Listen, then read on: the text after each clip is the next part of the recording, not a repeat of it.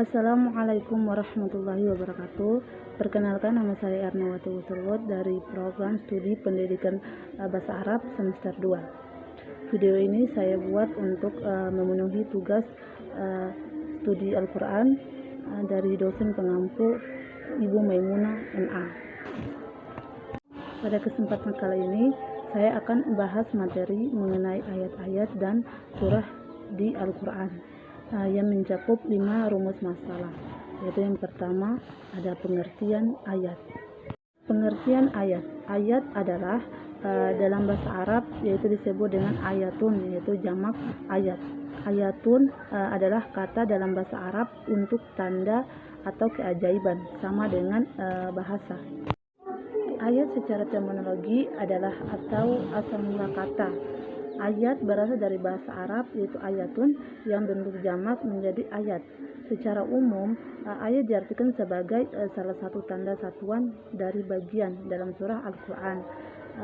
Selain itu, arti ayat juga dapat dimaknai sebagai firman Allah Subhanahu wa Ta'ala. Sebagai firman Allah Subhanahu wa Ta'ala, ayat-ayat Al-Quran berisikan dalil perintah yang harus dikerjakan, larangan yang harus dijauhi, dan pembuktian atas kebesaran Allah Subhanahu wa Ta'ala. Masuk ke pembahasan kedua, yaitu mengenai jumlah ayat di Al-Quran. Para ulama berpendapat bahwa jumlah ayat Al-Quran ada 6.200 ayat, tetapi ada beberapa perbandingan perhitungan di antara para ulama. Salah satunya menurut ulama Makkah, ayat Al-Quran berjumlah 6.900 ayat. Ada juga yang berpendapat 6.220 ayat, dan ada juga yang meyakini jumlah ayat 6.216 ayat. Walaupun begitu, perbedaan jumlah perhitungan ayat Al-Quran tidak berpengaruh pada eksistensi keseluruhan ayat-ayat Al-Quran yang secara de facto atau bertambah atau berkurangnya. Selanjutnya masuk ke pembahasan ketiga, yaitu mengenai susunan ayat Al-Quran.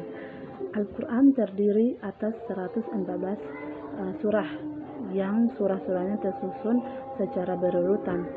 Diawali dengan surah pertama, itu surah Al-Fatihah, dan diakhiri dengan surah terakhir, surah ke-114, yaitu surah Al-Annas.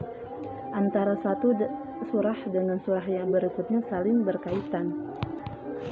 Surah Al-Fatihah disebut dengan Ummuh Al-Quran, yaitu induk Al-Quran, menunjukkan bahwa kandungan berkolerasi dengan surah berikutnya, yakni surah Al-Baqarah serta surah-surah selanjutnya. Pembahasan keempat yaitu tentang pengertian surah. Surah secara terminologi berarti sejumlah ayat Al-Quran yang mempunyai permulaan dan kesudahan. Menurut pendapat jumhur ulama, pengelompokan ayat Al-Quran dilakukan dengan cara tauqifi, yang artinya berdasarkan ketetapan Nabi. Surah adalah pembagian yang terdapat di dalam Al-Quran. Ada 114 surah dalam Al-Quran yang masing-masing dibagi lebih lanjut menjadi ayat. Panjang surah bervariasi. Surah terpendek hanya memiliki 3 ayat, sedangkan surah terpanjang memiliki 286 ayat.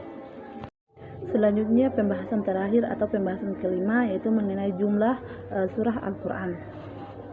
Dalam perhitungan para ulama, mereka sepakat bahwa surah yang ada di dalam Al-Quran keseluruhannya ada 114 surah, yang dimana diawali dengan Al-Fatihah dan diakhiri dengan surah An-Nas. Dilihat dari sisi jumlah ayat, maka surah-surah Al-Quran dikelompokkan menjadi 4 kategori. Yang pertama, At-Tiwal atau yang dipanjangkan, dan yang kedua Al-Mi'un atau seratusan, dan yang ketiga itu Al-Mitsani atau yang diulang-ulangkan, dan yang keempat itu Al-Mufassal atau yang dipisahkan. Itu saja dari saya. Billahi taufiq wal hidayah. Wassalamualaikum warahmatullahi wabarakatuh.